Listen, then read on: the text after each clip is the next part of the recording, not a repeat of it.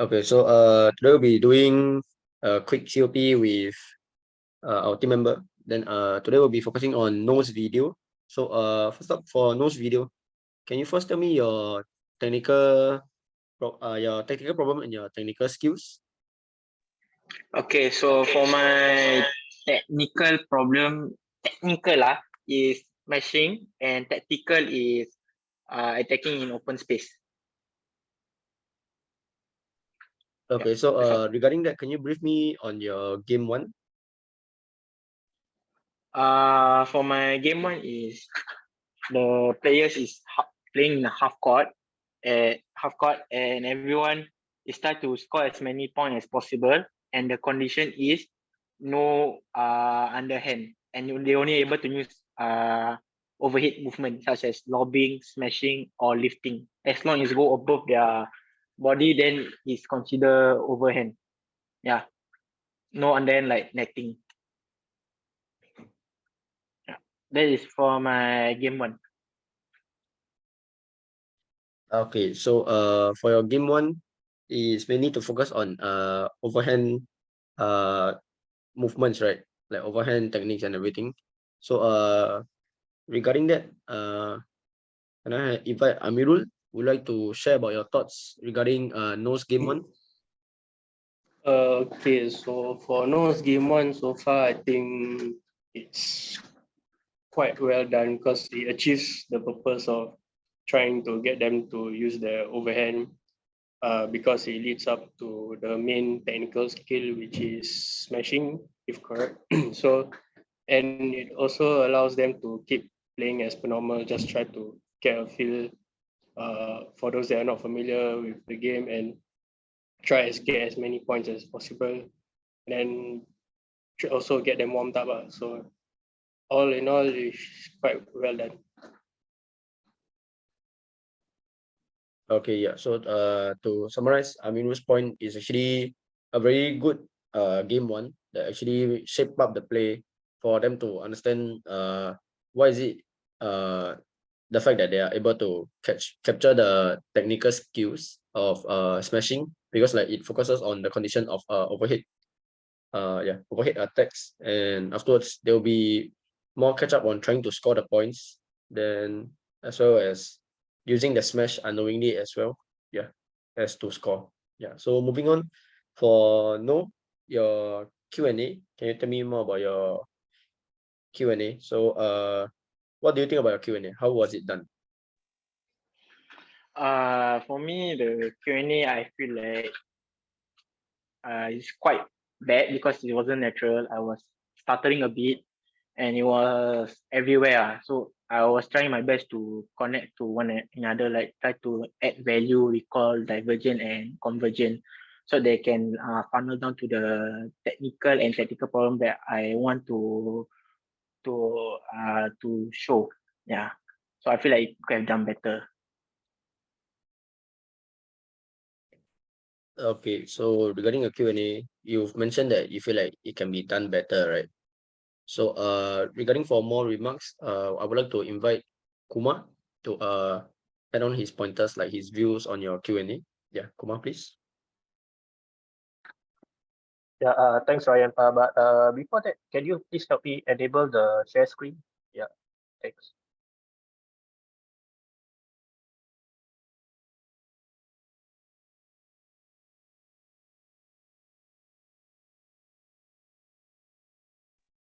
I press enable already. You try can now.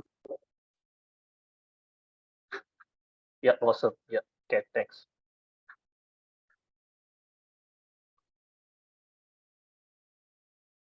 Okay, can you see the screen that I'm sharing? All right, awesome. Okay, so for nose Q&A, okay, so I would just like to use like an example that I managed to find online. Yeah, so for this coach, his name is Nick Hill.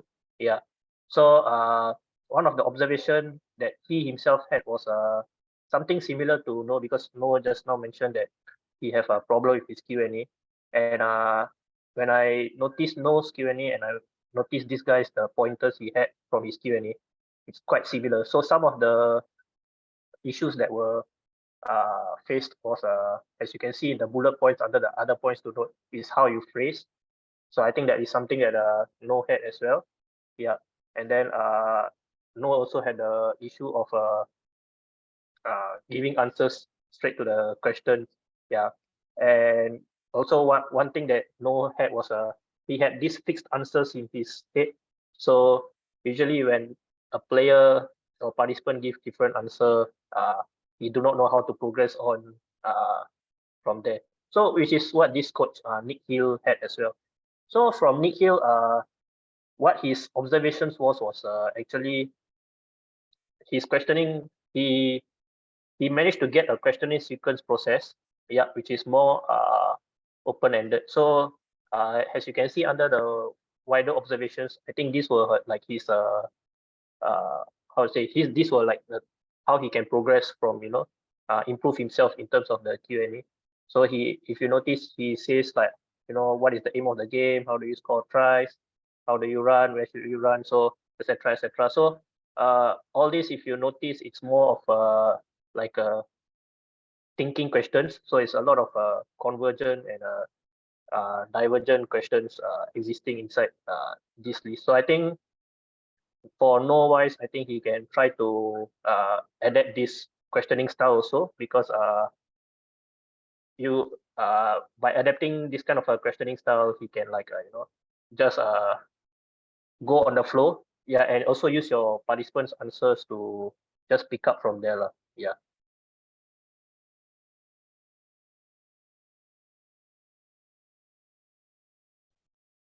Okay, so No, regarding the Q&A and Kumar's advices and like just some recommendations, will you agree with his point, and what do you think of it?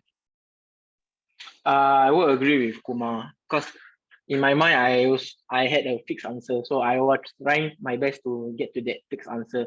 So it wasn't really flowing actually, but thanks to Kumar remarks, I will next time will do more open-ended questions so that it will flow nicely to the learning process. Yeah. Yeah, that's all. Okay, wonderful. So now we'll move on to your KCPs as well as your practice tasks. Okay, so first up, No, can you brief me on your KCPs as well as your practice task 1 and practice task 2? Yeah. Okay, so for my KCP basically is look, twist, smash. So look is look at the open area, twist is twist your waist, and smash towards the open area. So the practice task 1 is you try to smash and run forward and smash without the shuttlecock. The reason why I do this is that I want the players to have the feel of smashing, let them have the feel of movement, and also progression for the exercise is move faster, and the regression for it is move slower. Move slower because in smashing there's more than one step. So basically the 3 KCPs: loop, twist, and smash. So there's 3 steps. So making it slower is easier for the student to digest it and able to execute the movement. And for practice task 2, it's the same, but this time we added the shuttlecock. This time the student will have to smash the shuttlecock towards the open area, front and back. That is the practice task 2. And same progression, regression, the pace of it, fast and slow. Yes. Yeah, that's all. Okay, so I've noticed that you have a very simple and easy to understand KCPs. This is a good thing whereby it will lead for like easy recap for the participants. Yeah. So regarding the practice tasks, both 1 and 2, I would like Zafir to share his views on it. Yes, Zafir, please. Okay, from my feedback, I would say that overall his both practice tasks and 2 are doing good. I would say it's just that because he even also put there's a gentle and taxonomy I can see where to his practice task 1 he use it without object, then task 2 progress with an object. So okay, but the only thing that's missing part for me is that based on his technical skill, that's correct. There's a KCP. He wants the participants to focus on KCP, which is the loop, twist, and smash. But however, the only thing that's missing is his technical problem, because his technical problem was to attack at an open space. But for what I look at the drill is his participants are just doing the skill without any target. So I will share my screen for what I can recommend for no.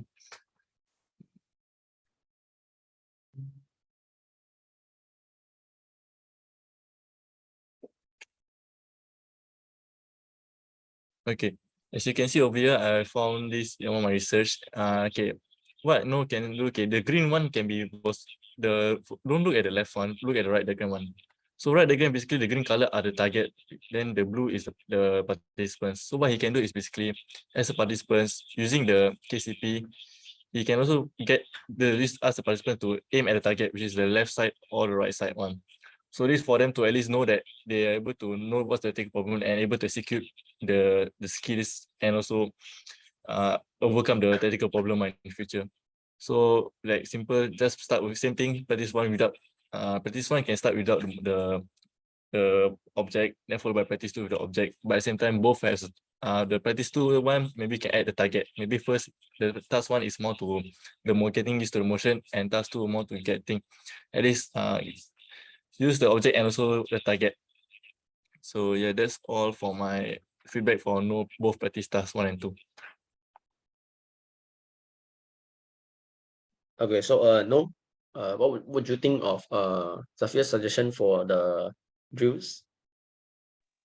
Okay, I will agree with Zafir's suggestion, because upon looking back at my coaching video, that I realized that the student, when we doing the smashing of the shuttlecock, they were hitting straight, not really towards the open space I had in mind, which is at the two corners that Zafir had shown. So one improvement I would follow Zafir is putting markers for the student to aim at. That aim is basically the open area, so they can apply it in proper match setting in the future. Instead of just aiming straight downwards where normally the opponent would stand and the opponent can counter back the shuttlecock and we were not able to score. Yeah. So Zafir has a good point on the practice task that I should have change and make it better for the student. Yeah. Okay, glad that you take it well and you actually managed to focus on what is actually trying to get to you. So now we'll move on to game 2. So no, can you for game 2 just tell me about the additional conditions that you actually add on? Okay, so the for game 2 is the same as game 1, overhead only. But one additional condition I added, players who smash and score will gain additional 2 points. That's the only new condition that I added in the game 2. So by adding this extra 2 points by smashing will motivate the student to smash more to get more points. So total it was, if I'm not wrong, is 10 points to win the match. Yeah. Okay, so I noticed that for that it will be an enhancement. So whereby like you actually let them to focus more on the smashing, which is your technical skills. So for that it's actually very good, very well done.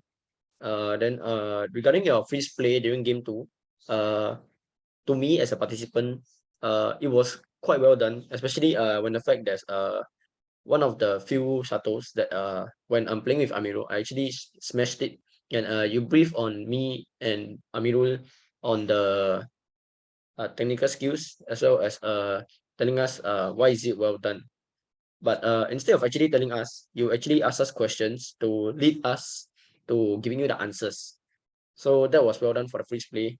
That should be done this way for freeze play. Instead of like you feeding us the answer, you lead us towards the answer on our own, so that we can actually learn better and you can also achieve your target of letting us learn about these technical skills and the technical problem.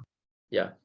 But overall, the technical skills, to me it was quite well done. Like it was quite well focused on technical skill of smashing. But however, you might need to work on the part about attacking open space. Yeah. So maybe some advice would be like making the areas slightly bigger, because for 1v1 half court, it was quite small. So for them to attack an open space, it might be too limited for them. Yeah. Overall, the conditions and the freeze play was well done. Yeah, and actually went around to give freeze play. Yeah, so that was good. Yeah. No, do you have anything to add on or regarding what I said? Yeah.